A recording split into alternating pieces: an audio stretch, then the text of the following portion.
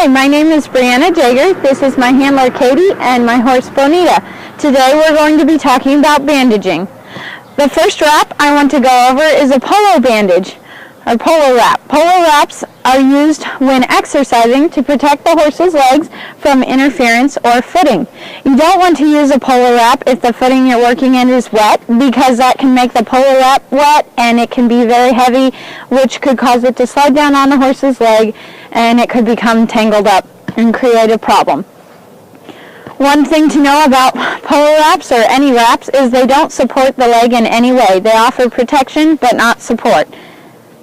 So when putting on a polo wrap, you want to start to the inside of the cannon bone, right below the knee, and you want to pull around the front, pull on the cannon bone and not really too much on the tendons back here. As you're spiraling down around, you want these sections to be about the same space apart.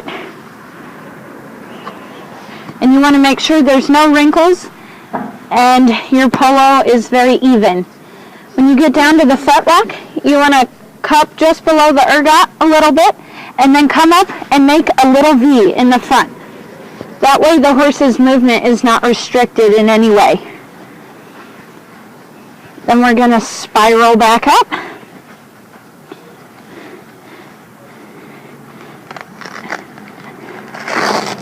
And you want your polo wrap to end right below the horse's knee. And ideally, you want this Velcro on the outside so that the horse's other leg can't accidentally brush it off.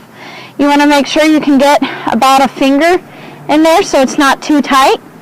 And another test you can do is a flick test. That checks to make sure there's even pressure all the way up and down the horse's leg.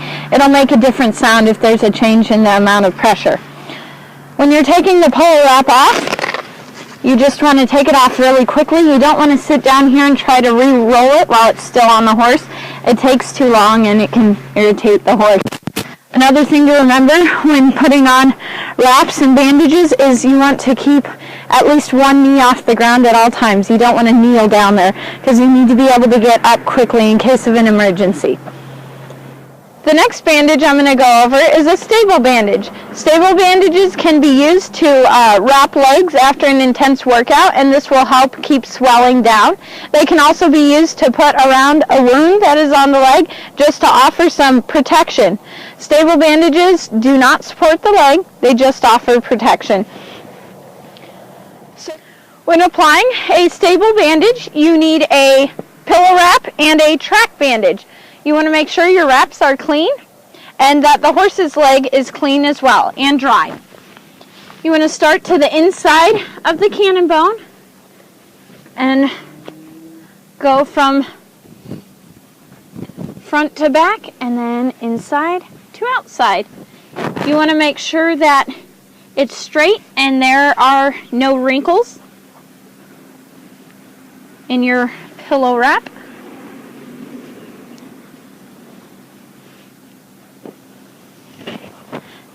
Then over the pillow wrap, you use your track bandage.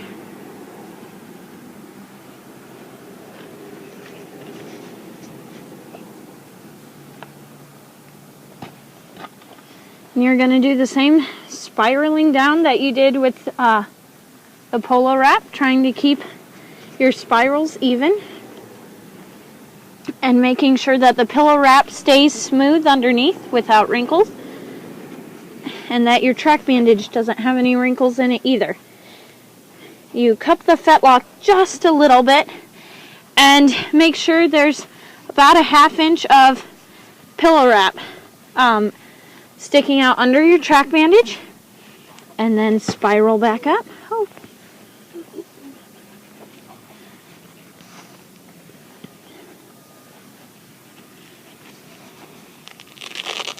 And again, at the top, you want to make sure there's about a ½ inch of pillow wrap sticking out above your track bandage. You want to try to keep the Velcro to the outside so that the horse's other leg can't scrape it off. And you can do your flick test. If it sounds even, then that means your pressure is pretty even all throughout the bandage. You want to be able to get a finger in there so it's not too tight. And you also want to make sure, just in general, that your polo wraps or your track bandages are never too tight, because this can cord the leg, which means it cuts off the blood flow to the leg and it can cause a lot of damage. The last bandage I'm going to demonstrate is a stack wrap. Stack wraps can be used to provide protection over an injury that's up a little higher on the leg. You basically put one stack above the other so that it can't slide down and it can stay and protect the upper leg. So to apply a stack wrap, again, start to the inside of the leg, and you're going to pull around, keeping the bottom of the top pillow wrap on the top of the bottom pillow wrap. And same idea, keep it really smooth. You don't want wrinkles and bumps. They can cause damage to the horse's leg.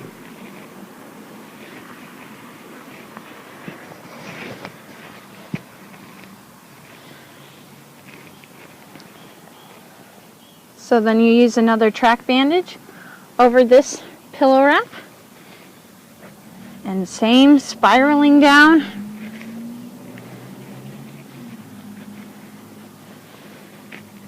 Making sure everything stays nice and flat without any wrinkles.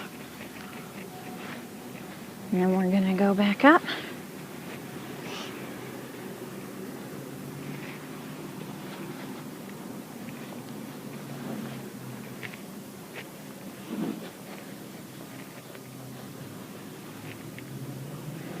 And again, you're going to keep that 1/2 inch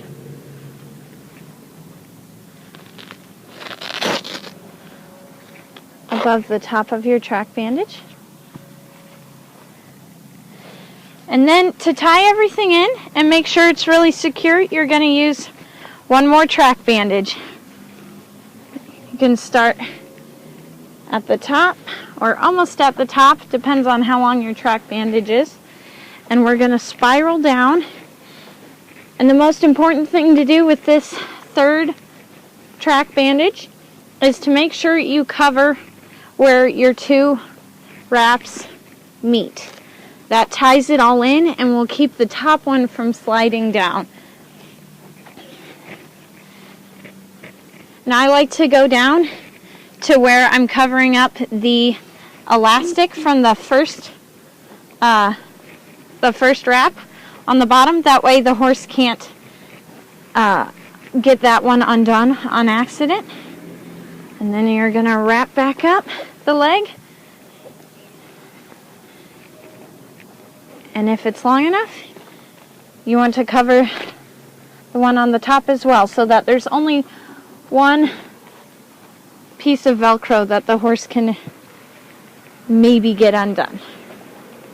And that third one just ties it all in together. It's going to be a little lumpy there where they meet, but you want to try to keep it as smooth as you can. It's more comfortable for the horse. Make sure you can get your finger or two in there so it's not too tight. And that's your stack wrap. The last thing I want to talk about today is wound care. If you have a wound, you first want to clean it out with a betadine solution or Novosan solution, and then you can put some chlorhexidine on it. Over that, you want to use a non-stick Telfa pad so that the wound doesn't stick to the bandage. To hold that in place, you want to use some brown gauze and then roll cotton just to keep everything padded. Over the roll cotton, you would use vet wrap, but you want to be careful using vet wrap because it's very stretchy and you can get it too tight. So make sure you don't wrap very tightly when you use vet wrap. Over the top of everything, at the top of the bandage, you can use some Elasticon.